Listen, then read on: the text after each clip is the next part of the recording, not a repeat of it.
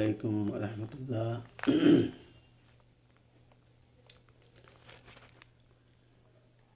নিশ্চয়ই আপনারা সকলে ভালো আছেন।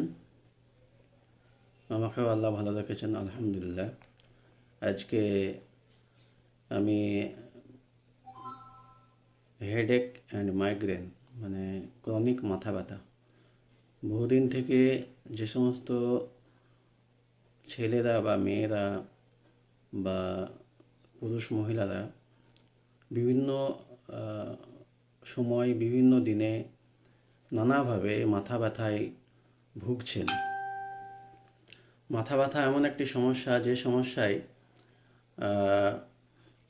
মানে প্রায় অনেকেই ভুগছেন এবং তার জন্য অনেকে স্যারিডন বা ক্যালপল বা প্যারাসিটামল এই জাতীয় ওষুধ খেয়ে সাময়িক মাথা ব্যথা কমিয়ে রাখেন, কিন্তু এই মাথা ব্যথা থেকে সম্পূর্ণভাবে বেরিয়ে আসতে পারেন না।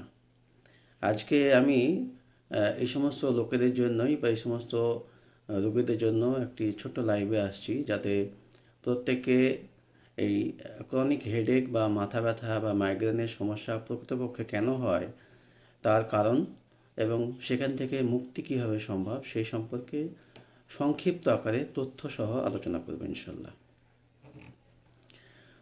প্রথমেই আমি বলি যে ফিজিক্যাল কোনো ইনজুরি ছাড়া, ফিজিক্যাল কোনো ইনজুরি হয়নি, মানে হেডেক আপনার রোড অ্যাক্সিডেন্ট বা হেড ইনজুরি হয়নি, তথাপিও যেগুলো মেডিকেল কেস, যেমন ক্রনিক মাইগ্রেন বা একটা মাথা ব্যথা সব সময় হতেই থাকে, সন্ধ্যাবেলায় কারো বেশি হয়, ঘুম থেকে উঠে কারো বেশি হয়, বা একটু রাতের দিকে বেশি হয়, একটু বাসে জার্নি করলে বেশি হয়, বা একটু বাইক চালালে বেশি হয়, বা এত কোনো গন্ধ শুনলে বা কোনো একটা প্রচণ্ড আলো চোখে পড়লে বা কোনো স্ট্রেস বা কোনো ইমোশন এলে, তবে ইমোশনাল টার্মোয়েল যদি আসে বা কোনো অ্যাকুট টেনশন চলে আসে, বা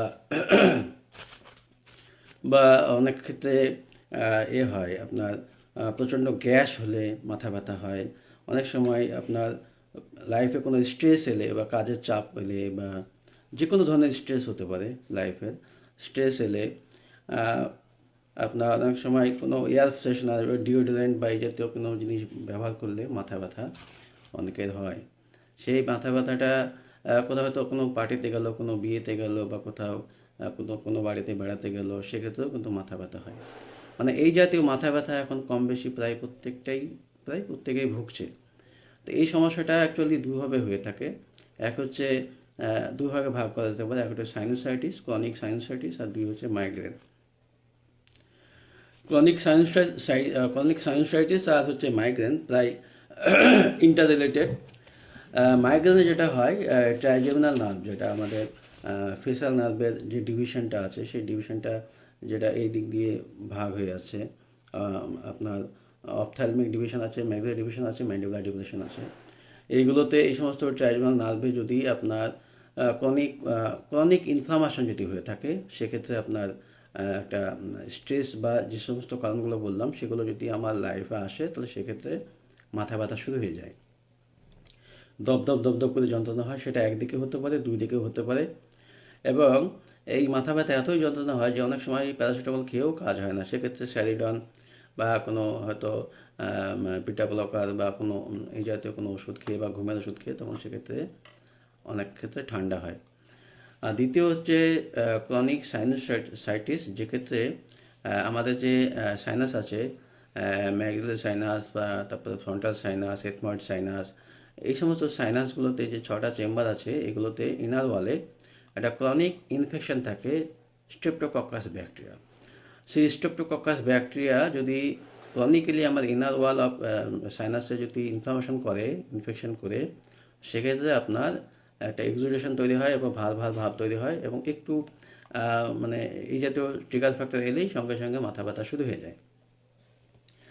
এবং এখান থেকে অনেক সময় টার্বিনেট হাইপারট্রফি বলেন বা নাকের মধ্যে পলিপ বলেন, এই জাতীয় সমস্যাগুলো ওইখান থেকেই শুরু হয়। তো আমি যেটা বলতে চাই যে এই সমস্যাগুলো কেন হয়, ট্রাইজেমিনাল নার্ভ বা আপনার ব্রেনের বিভিন্ন নার্ভগুলোকে ইনফ্লামেশন করছে, ইনফেকশন করার পরে সেটা হচ্ছে বিভিন্ন রকম ভাইরাস, বিশেষ করে 30 varieties of single virus, 60 varieties of external virus, যে কোনো একটা স্ট্রেন হতে পারে। যখন এই সমস্ত নার্ভগুলোকে অ্যাটাক করবে তখন সেখানে একটা ক্রনিক নার্ভে ইনফ্লামেশন হওয়ার জন্য নার্ভগুলো সোয়েলিং হয়। নার্ভগুলো সোয়েলিং হলে তখন ব্যথা যন্ত্রণা শুরু হয়ে যায়। তাছাড়াও লিভারে যদি কারো স্লাগিশনেস থাকে, স্ট্যাগনেন্ট থাকে কন্ডিশন, ফলে ব্লাডের ডেন্সিটি যদি বাড়া থাকে, সেক্ষেত্রে ব্লাড ডেন্সিটি বেশি হওয়ার জন্য অনেক সময় এই সমস্ত ভাইরাসের নিউরোটক্সিনগুলো তখন বিভিন্ন নার্ভগুলোকে অ্যাটাক করে। ক্রনিক মাইগ্রেন আছে আর সেই পেশেন্টের কিন্তু অন্যান্য সমস্যাও থাকতে পারে, নিউরোটক্সিন থেকে বা হেভি মেটাল থেকে বা ওই সমস্ত ভাইরাস থেকে যে সমস্ত আদার্স সিমটমগুলো আসতে পারে, অসুখগুলো হতে পারে, সেগুলো আসতে পারে।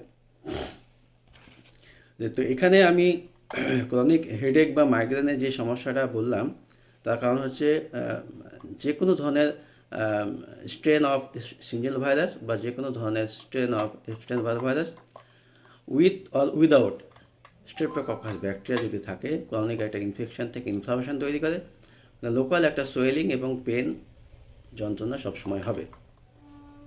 এবং এই ক্ষেত্রে যদি কোনো ট্রিগার ফ্যাক্টর আসে, যেমন স্ট্রেস হতে পারে, ইমোশনাল টার্মোয়েল হতে পারে, কোনো হেভি মেটাল এক্সপোজার হতে পারে, কোনো সেন্ট হতে পারে, কোনো পারফিউম হতে পারে, ডিওডোরেন্ট হতে পারে, বা ঠান্ডা বাতাস হতে পারে, বা ঠান্ডা জল হতে পারে, যে কোনো জিনিস হলেই সেক্ষেত্রে কিন্তু ওই মূল যে প্যাথোলজি, মূল যে কজ ইটিওলজি, সেটা যখন বেড়ে যাবে তখন সমস্যা বৃদ্ধি পাবে।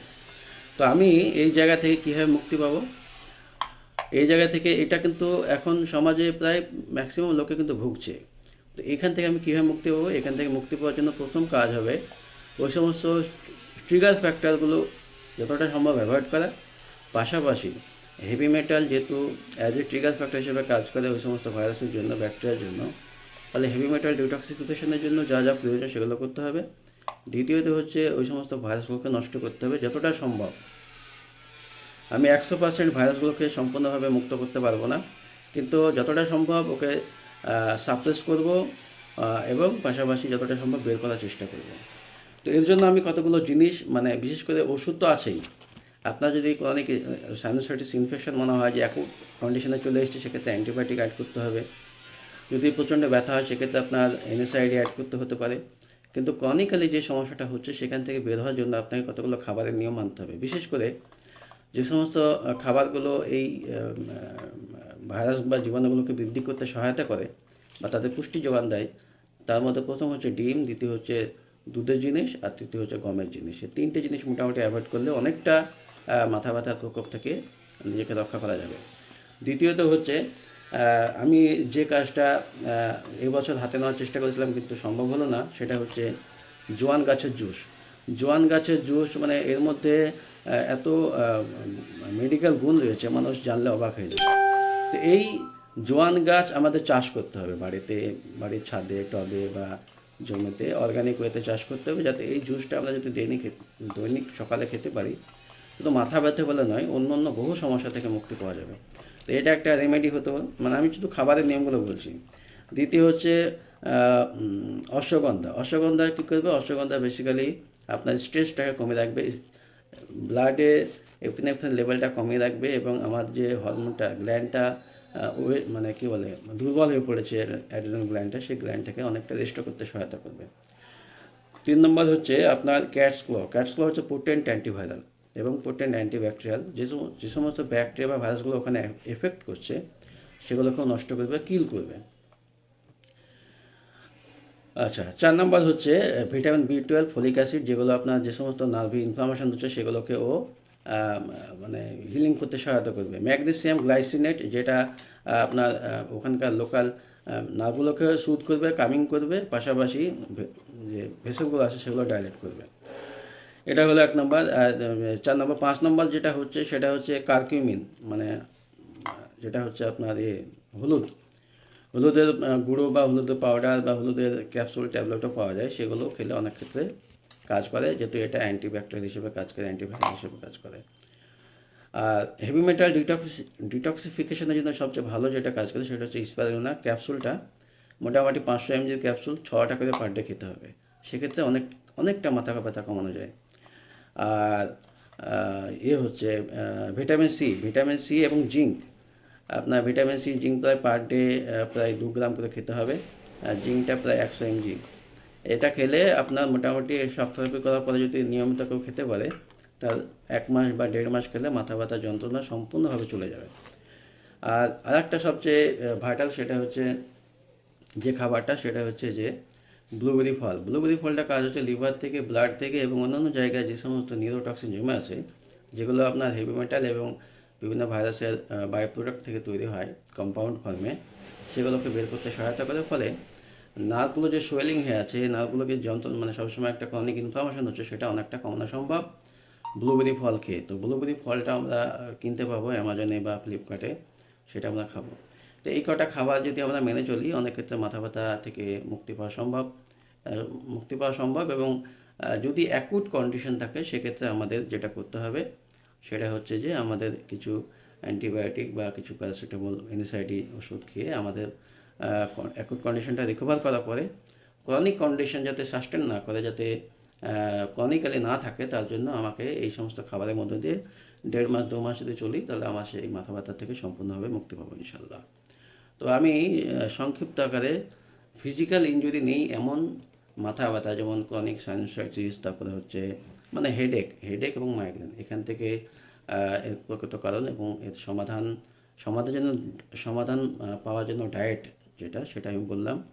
এছাড়া আরও অনেকগুলো ওষুধ আছে, ফ্লুনালাজিন আছে, তারপর সুমাট্রিপটান আছে, এই জাতীয় ওষুধ খেয়েও কিন্তু মাথা ব্যথা কমানো যায়, কিন্তু ওষুধটা বন্ধ করলে আবার মাথা ব্যথা শুরু হয়।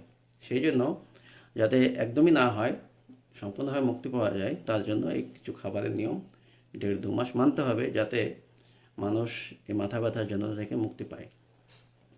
মাথা ব্যথা এমন একটা সমস্যা, যে সমস্যা হওয়ার জন্য মানুষ অফিস বহু কাজ ছেড়ে দিয়েছে, অনেকে অনেক কাজ ছেড়ে দিয়েছে, হয়তো কাজ করতে পারছে না, পারফরমেন্স কমে গেছে, বা অফিসে নিজেকে তার যোগ্যতা এফিসিয়েন্সি প্রমাণ করতে পারছে না, বা অফিসে বসের কাছে সে নিজেকে প্রফিসিয়েন্সি দেখাতে পারছে না। মানে মাথা ব্যথার জন্য এমন বহু ছেলে মেয়ে আছে যারা বিভিন্ন জব হারিয়েছে। তো মাথা ব্যথা খুব বড় সমস্যা না হলেও, ক্রনিক হেডেক বড় সমস্যা না হলেও, এটা এমন একটা জ্বলন্ত সমস্যা, এমন একটি খুব মানে কি বলে, মানে লাইফ, মানে জীবনে থাকা একটা দীর্ঘমেয়াদী সমস্যা, যে সমস্যার জন্য মানুষ জীবনের যে আসল প্রশান্তি, সুখ, শান্তি, সেটা অনুভব করতে পারে না, উপলব্ধি করতে পারে না, এবং সেটা নানা জায়গায় বিভিন্ন জায়গা থেকে সে বঞ্চিত হয়। তো আমি এই জিনিসটা বললাম যাতে মানুষ একটু খাদ্য সম্পর্কে সচেতন হয়ে, একটু ডায়েট সম্পর্কে সচেতন হয়ে নিজে থেকেই যেন মাথা ব্যথা থেকে মুক্তি পেতে পারে, তার জন্য আজকে সংক্ষিপ্ত লাইভ করলাম। আশা করি, আমি আবারও বলছি, মাথা ব্যথার জন্য 3টে খাবার মোটামুটি 1.5-2 মাস অ্যাভয়েড করতে হবে। প্রথম হচ্ছে ডিমের জিনিস, দ্বিতীয় হচ্ছে দুধের জিনিস, তৃতীয় হচ্ছে গমের জিনিস। নিয়মিতভাবে প্রচুর শাকসবজি খেতে হবে, বিশেষ করে স্পারুলিনা খেতে হবে, অশ্বগন্ধা খেতে হবে, ক্যাটস ক্ল খেতে হবে, vitamin C, zinc, vitamin B12, folic acid, তারপরে হচ্ছে লেমন বামও আছে, লেমন বাম, ম্যাগনেসিয়াম, গ্লাইসিনেট, এই জাতীয় কিছু ফুড সাপ্লিমেন্ট যেগুলো খাবারের মধ্যে পড়ে, সেগুলো আপনাকে খেতে হবে 1 মাস বা 1.5 মাস। তাহলে আপনি কিন্তু সম্পূর্ণভাবে মাথা ব্যথার যে যন্ত্রণা, যে বেদনা, সেখান থেকে মুক্তি পাবেন ইনশাল্লাহ। আসসালামু আলাইকুম রহমতুল্লাহ। যদি মাথা ব্যথা সম্পর্কে স্পেসিফিক কোনো সমস্যা কারো জিজ্ঞাসা থাকে, আমি আরও মোটামুটি 5 মিনিট থাকবো ইনশাল্লাহ। আপনারা কমেন্ট বক্সে জানান, আমি আপনাদের জবাব দেওয়ার চেষ্টা করবো ইনশাল্লাহ।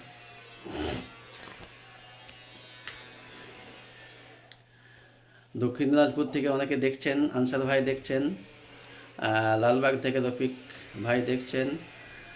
সকলকে আমার আন্তরিক সালাম এবং শুভেচ্ছা। দিনাজপুরের জন্য সত্যিই মন খারাপ করছে আনসার ভাই, কিন্তু কিছু করার নেই, এখনও এদিকে সব কিছু সেটেল হয়নি।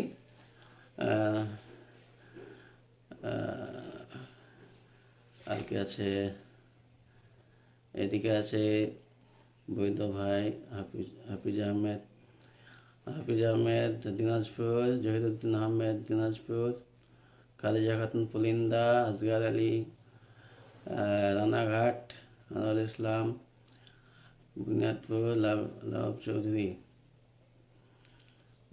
মনোয়ার হোসেন, মনোয়ার ভাই আমাদের দাদা হচ্ছে, ডক্টর বাবু, মুস্তফা শেখ, মুস্তফা কামাল ভাই বহরমপুর থেকে।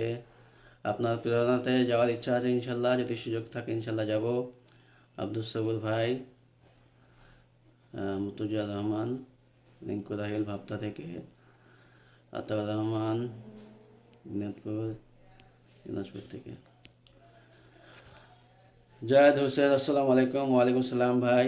ইনিস মন্ডল আমাদের পলাশী থেকে, মাতুবুল রেজিনগর থেকে, আসাদুল ভাই করিমপুর থেকে, মঈনুদ্দিন সরকার, এটা কোথা থেকে ভাই, সম্ভবত দিনাজপুর।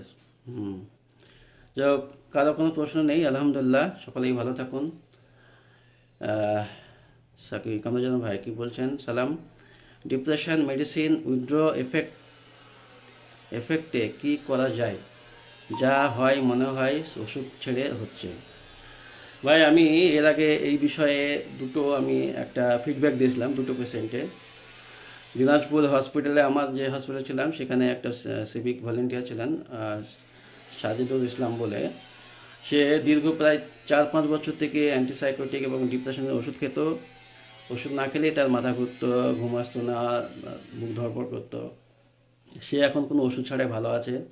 তাকে আমি 4টে খাবার বলেছিলাম যে এই 4টে খাবার তুমি নিয়মিত 1-1.5 মাস বা 2 মাস 3 মাস খাও। আলহামদুলিল্লাহ এখন খুব ভালো আছে। আমি সেক্ষেত্রে 5টা খাবার বলছি।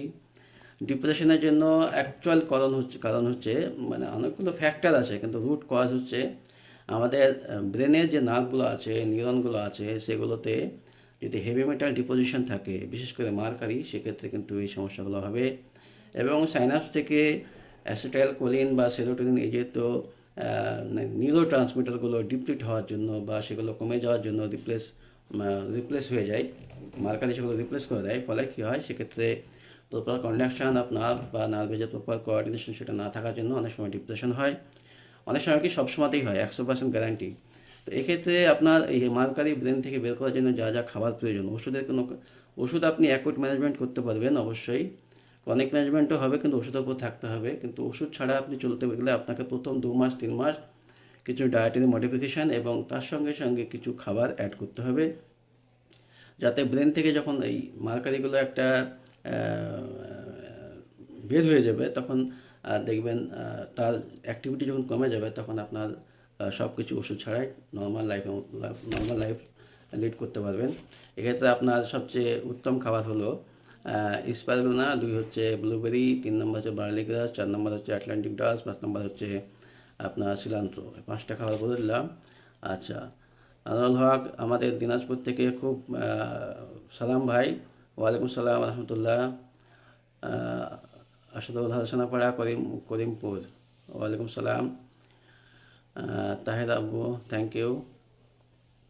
জামশেদ আলী আলিয়াবি, প্লিজ আপনার হোয়াটসঅ্যাপ নম্বর দেন। ভাই আমার ফেসবুকের প্রোফাইলে পেয়ে যাবেন।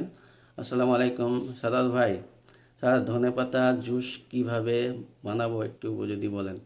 এটা বাড়ির যে মেয়েরা আছেন ওরা সবচেয়ে ভালো বলতে পারবেন। এক্ষেত্রে আপনি ধনেপাতা অবশ্যই আপনি চেষ্টা করবেন অর্গানিক ওয়েতে, এবং মানে যেহেতু অর্গানিক ওয়েতে এখনও চাষ শুরু হয়নি, অতএব আপনি বাজার থেকে যেটা পাবেন সেটা ভালো করে ধুয়ে নিয়ে সেটাকে থেতো করবেন, শিলনোড়াতে থেতো করে ওটাকে পরিষ্কার একটা নেকড়া দিয়ে তাকে চেপে রসটা বের করে খাবেন।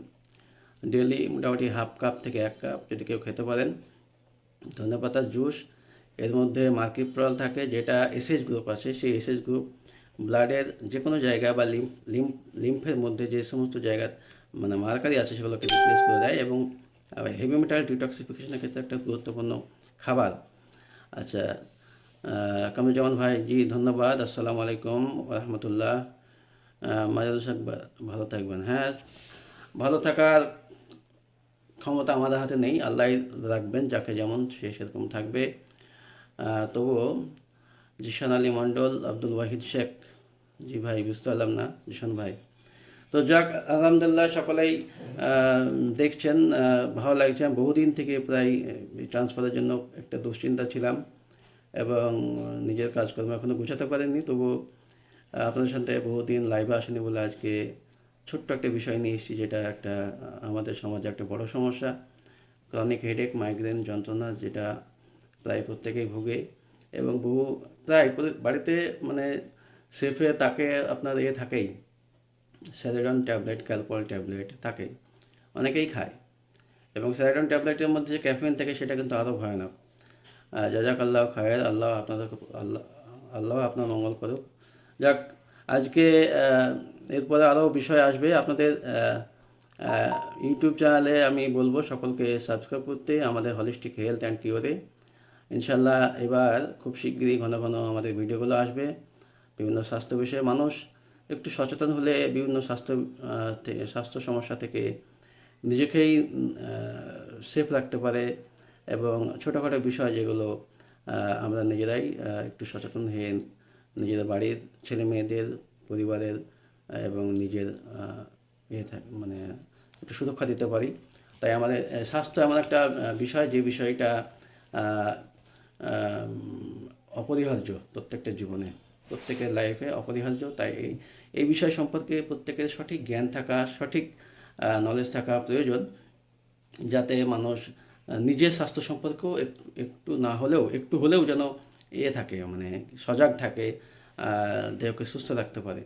এবং এই সচেতনতা তৈরি করা প্রত্যেকটা ডাক্তারের একটা উচিত বলে আমি মনে করি। এটা আমার নৈতিক কর্তব্য বলে মনে করি।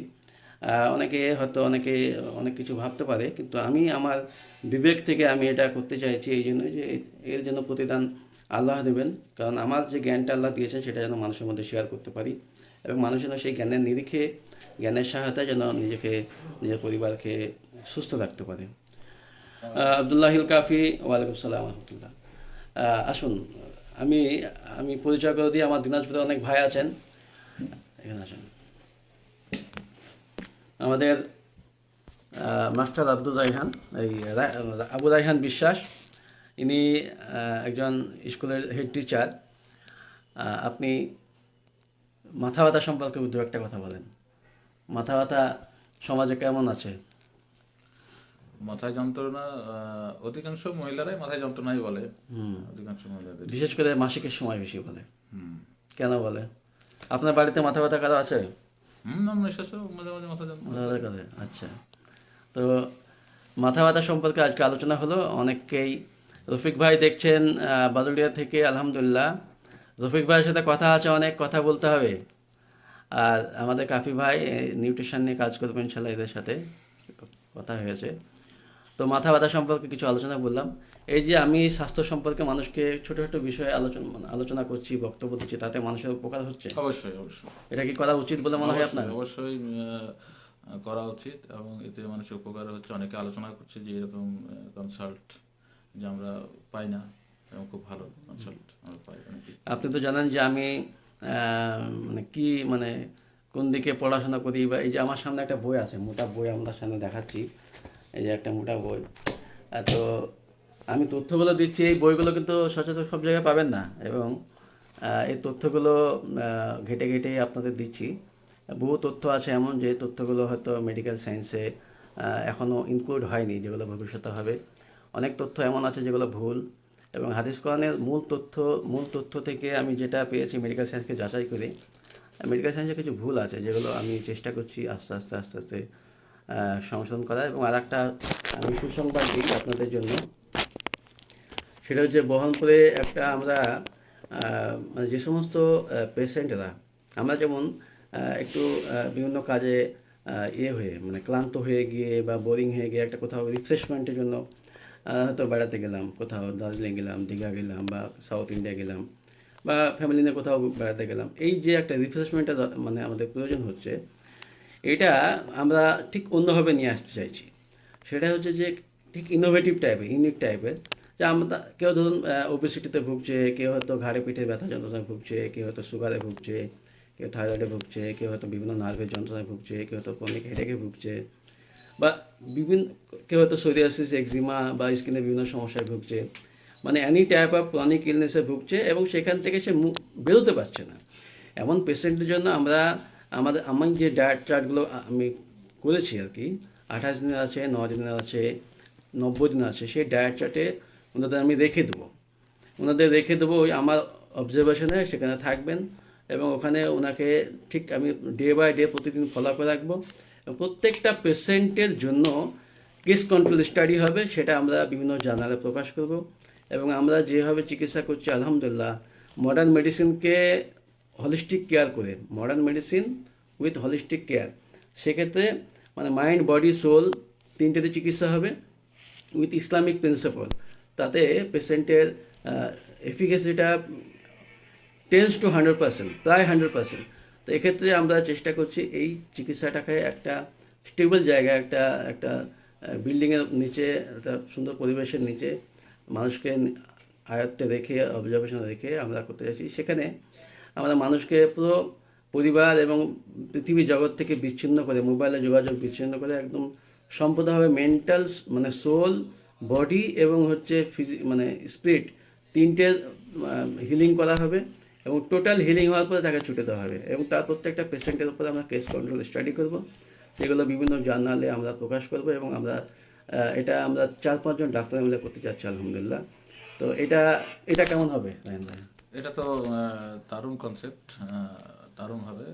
এটা তো সচরাচর নেই বললে আমি আশাবাদী, আমি 100% আশাবাদী যে এই চিকিৎসা নেওয়ার পরে, এখান থেকে বের হওয়ার পরে প্রত্যেকটা পেশেন্টই মনের দিক থেকে এবং দেহের দিক থেকে সম্পূর্ণভাবে ফিট হয়ে বের হবে এবং একদম রিফ্রেশ হয়ে বের হবে। তো রফিক ভাই, আপনার সাথে কথা আছে, ইনশাল্লাহ কথা বলবো। তো আপনার রেফার করা 2-3টে পেশেন্ট আলহামদুলিল্লাহ খুবই ভালো আছে। আমি আল্লাহর কাছে শুকরিয়া আদায় করছি। এবং সত্যি কথা বলতে আমি এটা বারবার বলি যে আমি পেশেন্টের জন্য আমি দোয়া করি। নামাজ পড়ার সময় পেশেন্টের জন্য, আল্লাহ এই পেশেন্টটাকে এই সমস্যায় ভুগছে, তাকে চিকিৎসা করেছি, তাকে সুস্থ রেখে দিও আল্লাহ, তাকে সুস্থ করে, এই দোয়া আমি করি। তো সত্যি কথা বলতে ডক্টর সাইদুল ভাই আছেন, ইনিও খুব ভালো লোক। হ্যাঁ, তো ইনশাল্লাহ সকলকে আমার পক্ষ থেকে, আমাদের আশীর্বাদ টিমের পক্ষ থেকে এবং আমার অত্যন্ত কি বলে বন্ধু বলেন, আমার মানে কি বলে সহযোগী বলেন, রায়হান ভাই আছেন, ইনাদের পরামর্শ আমার খুব কাজে লাগে। তো সকলে দোয়া করবেন, সকলে আমাদের পাশে থাকবেন এবং অবশ্যই অবশ্যই আমি যে আলোচনাগুলো করছি সেগুলো প্রয়োগ করবেন। আমি আশাবাদী, আপনি নিশ্চিত থাকুন, আপনি কাজ পাবেনই পাবেন ইনশাআল্লাহ। আসসালামু আলাইকুম রহমতুল্লাহি ওয়া বারাকাতুহু।